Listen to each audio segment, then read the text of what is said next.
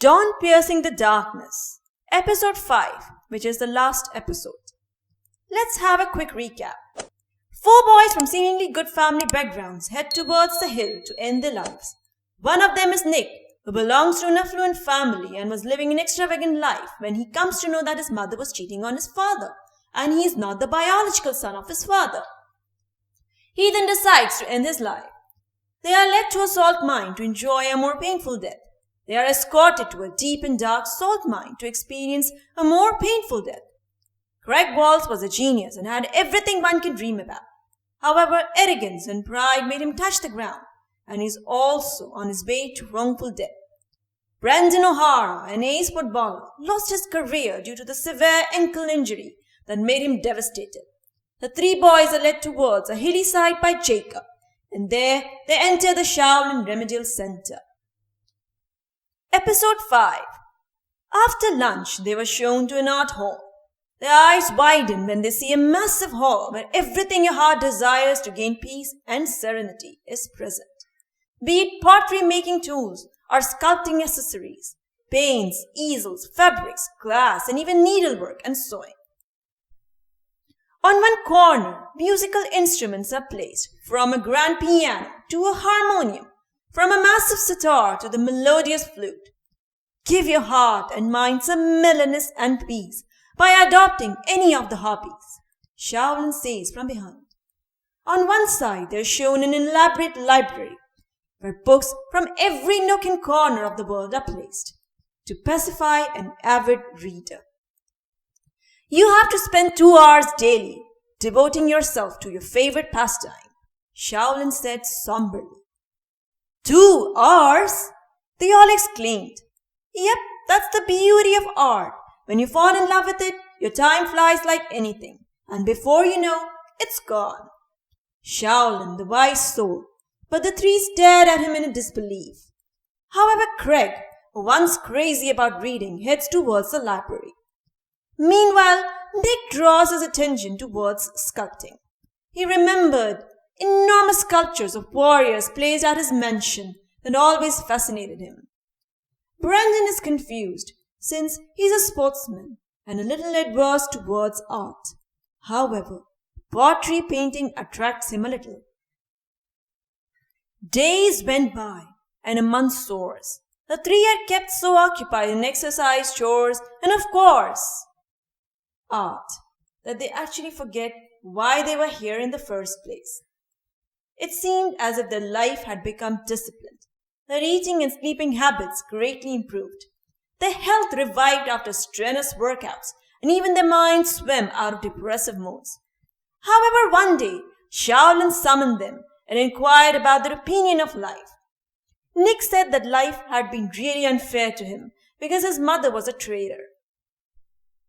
Craig said he was shunned by the people he loved, and what did he get after a lifelong toil and hard work?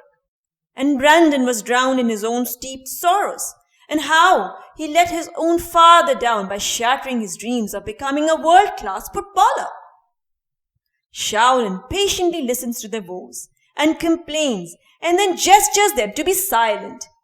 He then turns his head towards Nick and says, So Nick, your worries are about being illegitimate and how your mother betrayed and abandoned you selfishly.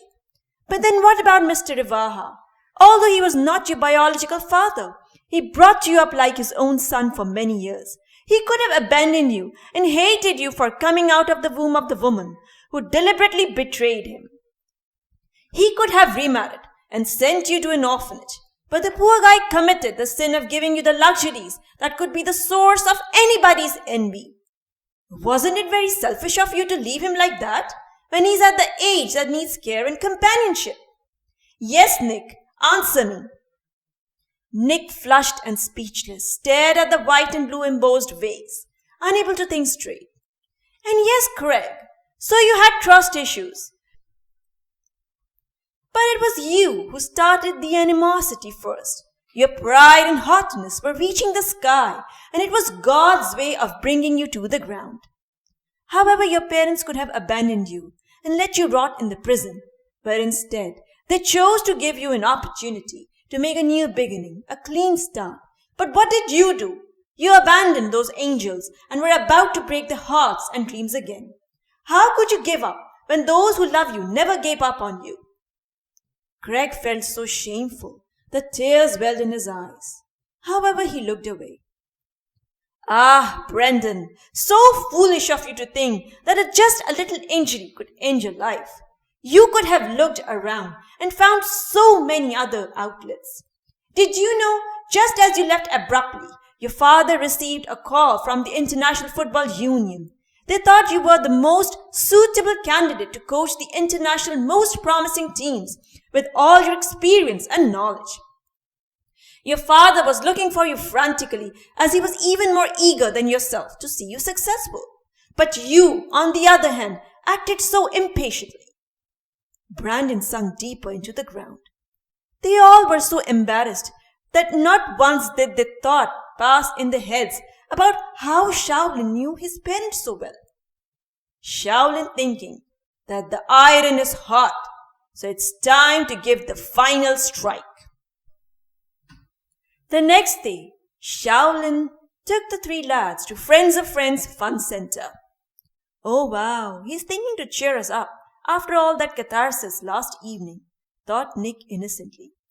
However, when they entered the center, it was everything but fun. 18-year-old Boris got his legs chopped off because of a disease. He, however, was very much engaged in creating pottery. There were many such sights of the handicapped. However, Nancy caught the eye of Nick. Her whole face was disfigured due to the unfortunate acid attack. But you could see contentment and satisfaction in her gestures and body language as she skillfully drew blue flowers and leaves on a white cup. Shaolin caught his eye. Nancy's lover did this to her because she refused to marry him. He became so aggressive, and out of ego, he didn't even think once that he was demolishing a person's life. Not only that he fled after committing this heinous act, Nancy was brought to us 2 years ago, and still she is going through multiple surgeries and treatment. Nick looked away in pain. You see, boys, life is not easy for anybody, and it's like hell for some of the unfortunate ones like Boris and Nancy. But did they kill themselves? Not at all. Instead, they chose to use the remaining best of themselves to become independent. So what do you think now? Craig storms out in rage, and Nick and Brendan follow suit. Shaolin brings them back to the remedial center. Who do you think you are? Giving us summons and teachings as if you know everything.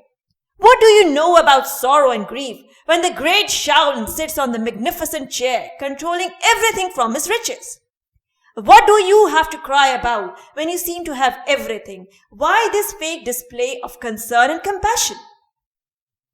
Nick and Brendan try to calm Craig while Shaolin smiles gravely and goes away without saying anything. In the evening, Jacob pays them a surprise visit. I was brought here by Father Horace, and believe me, I didn't regret it a bit. Sometimes we all become so selfish in our sorrows that we actually forget how it will affect those who love us unconditionally if we take an extreme step like suicide. We are free from our pain, but we give a never-ending chain of pain and remorse to our loved ones. I just passed out of the center 6 months ago, and here I am living a successful life as a grocery shop owner. Also, I'm studying in the evening and, well, getting married next year.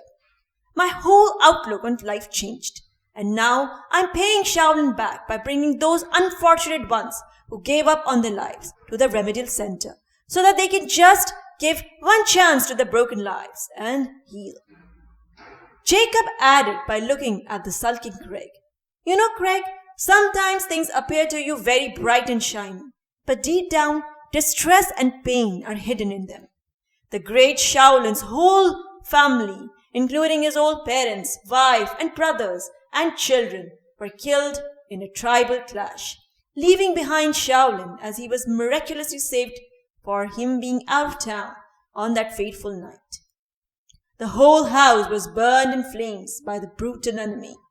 Shaolin was left alone and helpless, so he could have followed the path like us and killed himself, but instead he chose to help others. People from all around the country bring their sons and daughters who are addicts, depressed, or handicapped so that they are taught the true essence of this worldly life. Even Mr. Rewaha, Mr. O'Hara, and Craig's parents contacted Shaolin when you three went missing. Shaolin gave me the mission to find you people through photographs, and since you were so desperate to die that you came in my trap, I brought you to the remedial center. The three lads, especially Craig, are filled with deep remorse and went to find Shaolin. He was there watering the plants in the garden. The three clung to him and cried their hearts out. Shaolin gently separated himself from them, smiling. One more mission completed.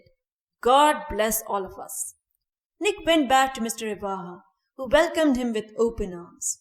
Nick promised to assist him in his business affairs and be the son he always wanted.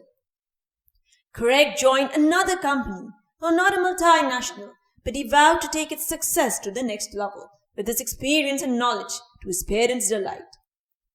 Brandon joined the International Football Union as a head coach and promised to create world-class footballers just like Mr. O'Hara wanted him to. Meanwhile, the trio promised Shaolin that they would continue his mission so that depression and self-destruction are eliminated forever.